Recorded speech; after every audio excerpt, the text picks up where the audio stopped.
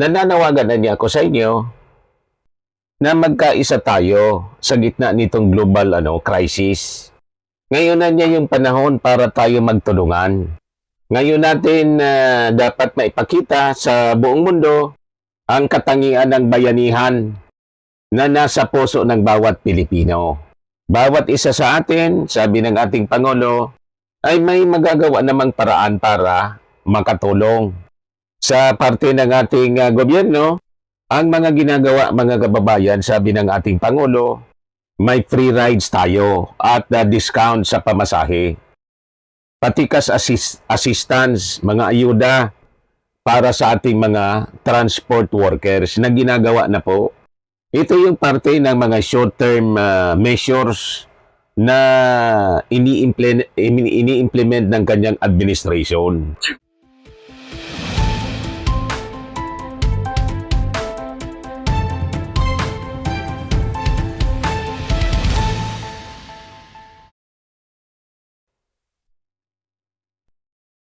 May panibagong breaking news ngayon mga kababayan. Binigyan mga kababayan ni Trump ng 48 hours yung Iran to fully open the Strait of Hormuz. Pag hindi nakinig mga kababayan yung Iran, i-destroy na mismo ng Amerika yung kanilang mga power plants. Unahin ni Trump yung pinakang malaking power plants ng Iran mga kababayan. Ayan yung kanyang post.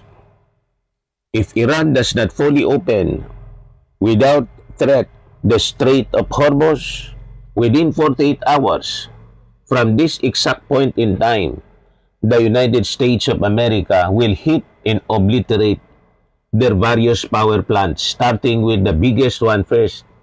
Thank you for your attention to this matter, President Donald J. Trump.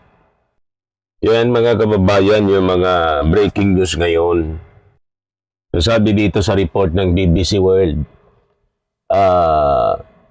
the waterway is vital for global oil shipping.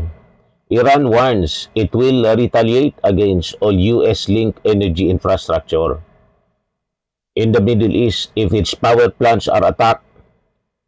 More than 100 people have been injured after strikes on the southern Israel. The target appears to have been a nuclear facility 13 kilometers away from the city of Dimona. Trump's threat came after he said Iran wants to make a deal. I don't. Sabi po ni Trump, ayaw ko niya. The US President earlier said he was considering winding down operations against Iran. So, madaling sabi mga kababayan, tuloy pa rin ang gera. Kaya yung ating Pangulong Bongbong Marcos may panibagong announcement din. So, ito po mga kababayan yung latest na announcement ng ating Pangulo sa kanyang vlog. Magandang araw po sa inyong lahat. Maliwanag naman na itong gera sa gitnang silangan ay talagang malaking naging epekto sa buong mundo at dito rin sa Pilipinas. Siyempre, hindi natin maaaring hayaan na pasanin itong mga mas nakakaraming commuter. Umaga, nakita ko yung mga headline. Ang pinag-uusapan ay yung naaprubahan na fare hike. Siguro hindi ito ang panahon para magtaas ng pamasahe para sa ating mga kababayan. So sabi ng ating Pangulo, similar anya to his campaign in 2025, nananawagan na niya ako sa inyo na magkaisa tayo sa gitna nitong global crisis. Ngayon na niya yung panahon para tayo magtulungan. Ngayon natin dapat maipakita sa buong mundo ang katangian ng bayanihan na nasa puso ng bawat Pilipino. Bawat isa sa atin, sabi ng ating Pangulo, ay may magagawa namang paraan para makatulong. Sa parte ng ating gobyerno, ang mga ginagawa mga kababayan, sabi ng ating Pangulo, may free rides tayo at discount sa pamasahe.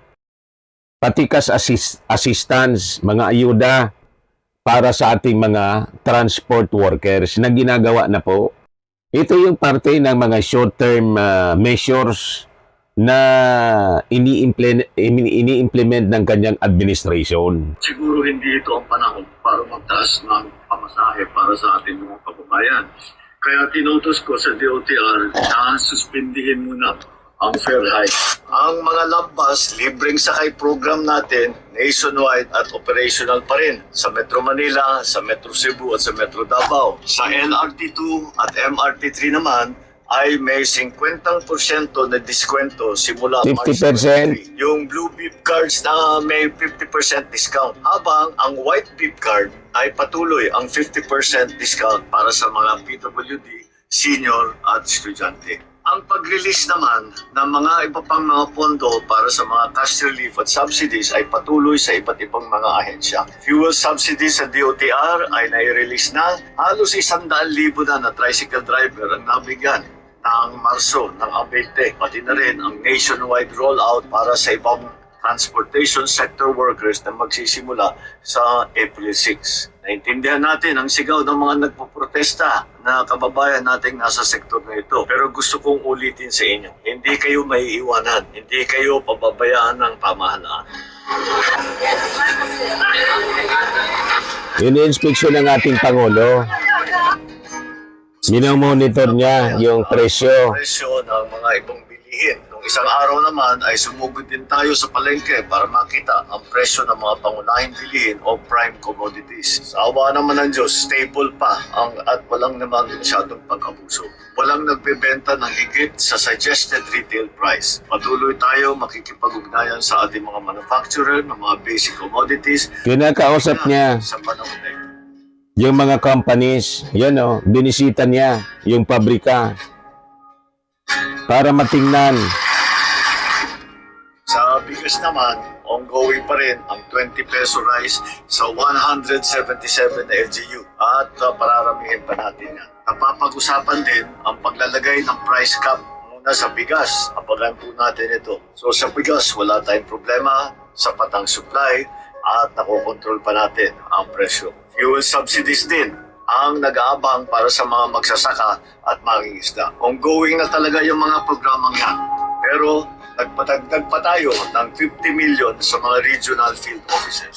Ang presyo naman ng fertilizer, ibang usapan po yan dahil petroleum product yan. Nakikipag-usap na tayo sa iba't ibang fertilizer producing countries. Okay pa tayo sa Abril, pero pinaghahandaan na natin ang May to June ng kuryente.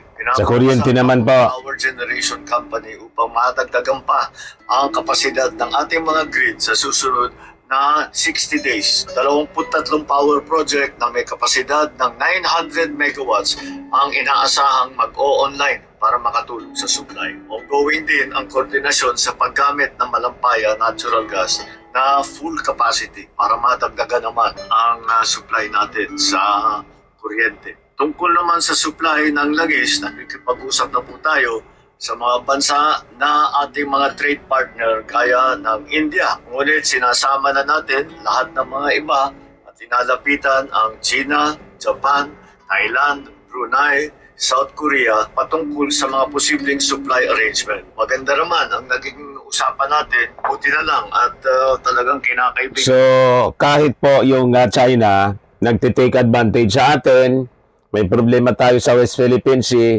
pagdating sa negosyo, mga kababayan, ibang usapan. Hindi na damay sa tensyon sa West Philippine Sea yung negosyo.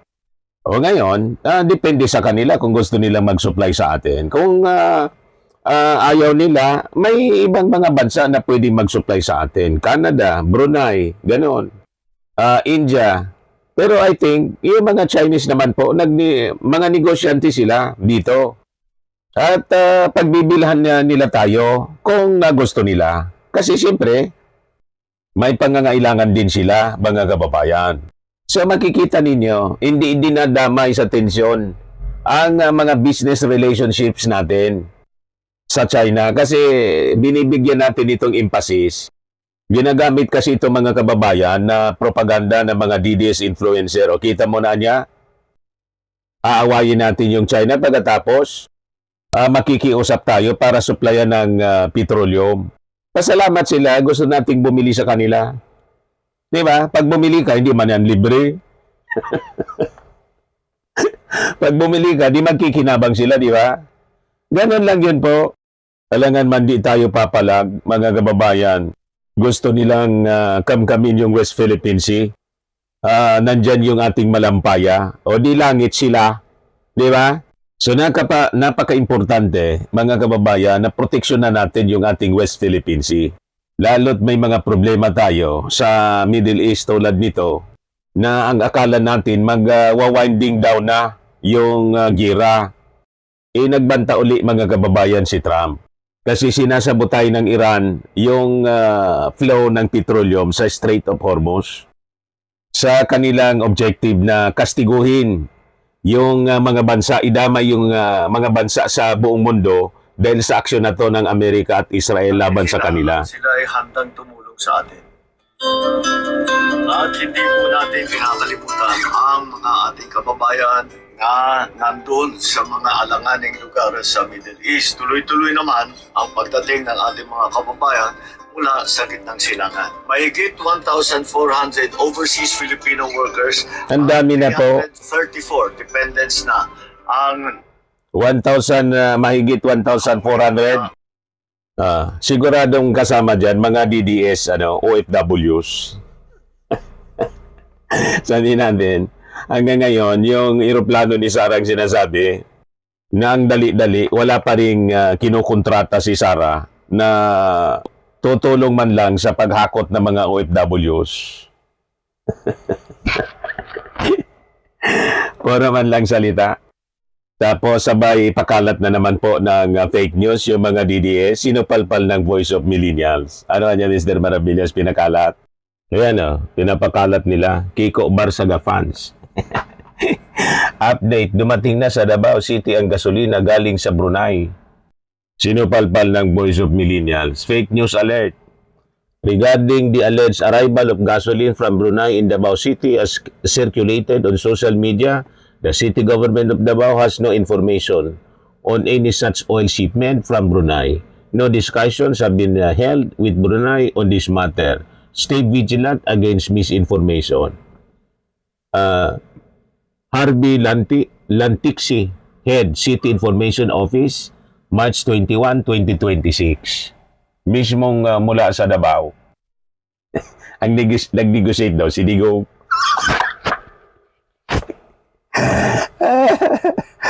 Basta lang sila mga kababayan magkapagpakalat ng fake news para puriin si Digong.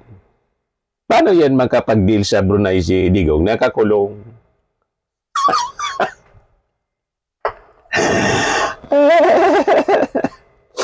Ganon katindi. Ganon kadesperado ang mga DDS mga kababayan. Siyempre yung mga hindi nag-check ng mga balitang kumakalat, agad naniniwala. Di ba po?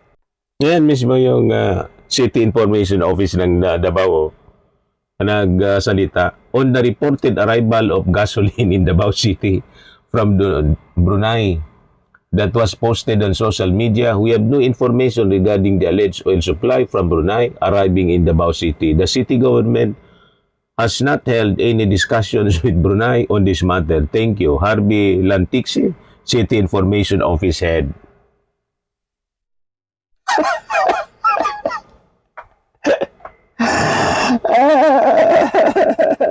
Ayan pinaniniwala ang kaagad nila. Sabi ni Jubit, tama ang prediction ko. Duterte can find a way to solve the problem. It might not be great one, but the best they can. Strategic leaders always find solution not by mere words but with action. Sabi ni Ren Argile, sana all. Napaka-hardworking ni Bangag. Inuuna talaga ang Davao. Nagsipag-react sila sa fake news. Mismong yung City Information Officer ng Davao nagsabing hindi totoo. O diba, mga kababayan? Sabi ni Charlie Fry, no, a city like Davao, as a local government unit in the Philippines, is not independent to directly purchase gasoline from another country.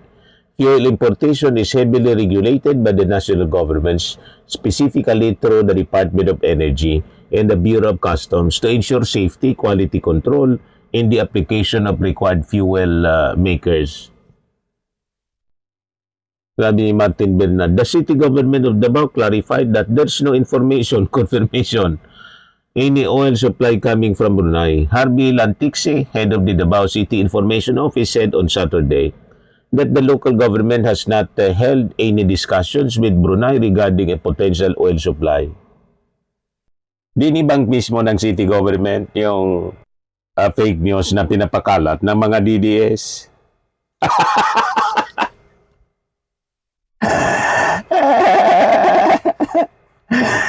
Nakita na ninyo? Ganon sila katindi. Ito yung hindi fake news. Report ng Billionaire News Channel. Based ito sa statement mismo ng ating Pangulong Bongbong Marcos. Sabi dyan, 17 minutes ago. Facing a volatile oil market, President Ferdinand Marcos is casting a wider net for fuel supply while squeezing maximum output for Malampaya, signaling a dual-track strategy to shield the Philippines from Middle East crisis. Kaya dapat po nakikinig lang tayo at kumukuha ng ating mga information sa mga legit na mga sources. Kaya ko po, ang mga sources natin legit, kung hindi direkta mismo sa PCO, sa Palasyo Malacanang, sa mga concerned agencies. Hindi tayo magkakamali. Ganon. Pero kung ang sources ninyo, itong mga DDS, sigurado fake news yan. Pabrika ng fake news mismo, yung mga Duterte. Pag naniwala ka, ibig sabihin yan, willing kang mabudol. Tama po? Ayan yung mga pinakalat nilang fake news. Davao City nakabili ng gasolina sa Brunei. May picture ni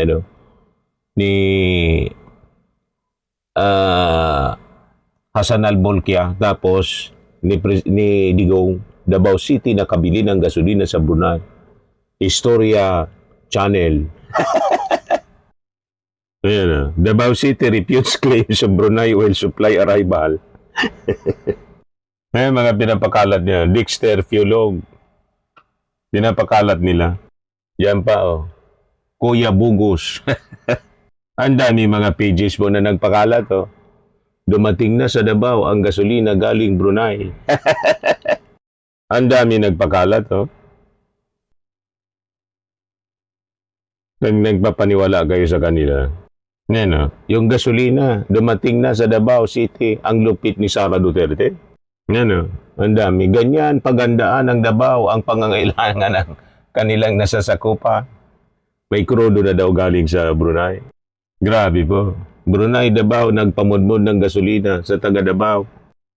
Yan, sa wakas, dumating na. Dumating na yung pagbaha ng fake news. Di ba? Mga kababayan, malinaw. Sabi ng Pangulo, kausap niya yung India, Japan, Thailand, Brunei, at China, Japan, Thailand, Brunei, and South Korea for possible fuel arrangement. Tidak kausap pa lang. Gusto nilang unahan yung ating Pangulo, inunahan ng fake news.